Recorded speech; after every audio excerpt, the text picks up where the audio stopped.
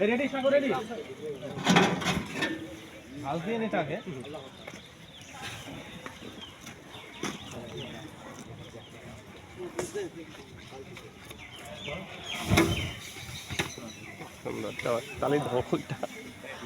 আচ্ছা এখন কিভাবে আগুন নিভলো কারণ এই যে ড্রামের মধ্যে যতটুকু অক্সিজেন ছিল ততটুকুই পড়ছে এখন অক্সিজেন পড়তে তো বেশি সময় লাগে নাই আগুনটা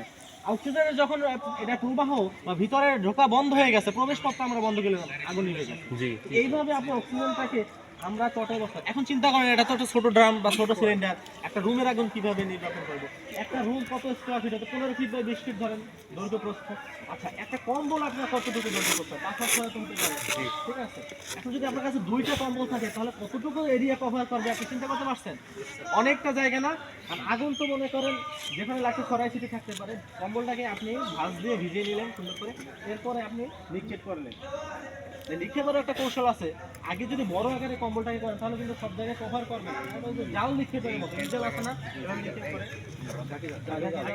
সেই মেকানিজম আপনি ইউজ করবেন সেভাবে নিক্ষেপ করবেন ওরে আপনার কোথাও যদি উঁচু থাকে যে কোনো একটা কাঠের টুকরোর কারণে সেখানে উঁচু আছে মানে ছিদ্র আছে তাহলে কিন্তু বাতাস ঢুকবে আর কি আগুন জ্বলতে থাকবে না লাগবে না প্রত্যেকটা জায়গায় কোনায় কোনায় ভিতরে আগুন থাকবে ওকে বাকি যে সাইডগুলো আছে এগুলো পাড়া দিয়ে অথবা কোনো কিছু বাড়ি দিয়ে বন্ধ করে রাখবে বাতাস ঢুকতে পারবে না আগুন ইজিলি 1 মিনিটের মধ্যে বা কয়েক সেকেন্ডের মধ্যে নিভে যাবে যদি কাঁথা কম্বল দিয়ে পুরো রুমটা যেখানে আগুন আছে সেখানে নিক্ষেপ করে চাপা দিতে পারে আগুন ইজিলি নিভে যাবে বুঝতে পারছেন এইভাবে করবে এবং যদি বালি থাকে গ্যাস সিলিন্ডারে আগুন আমরা দেখাবো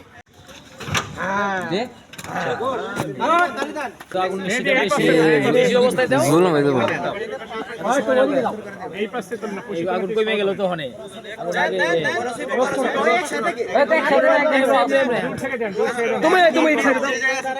তুমি গুলো কেন হ্যাঁ ঠিক আছে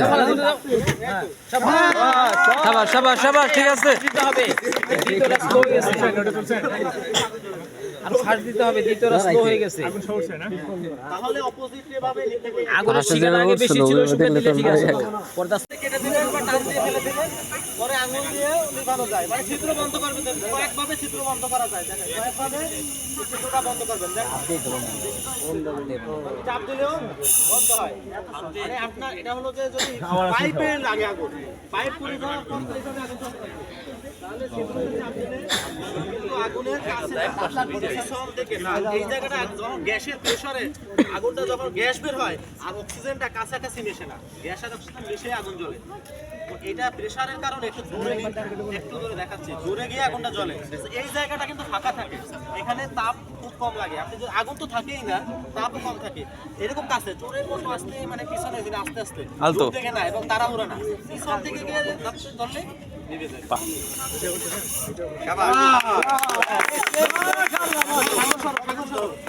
লাগান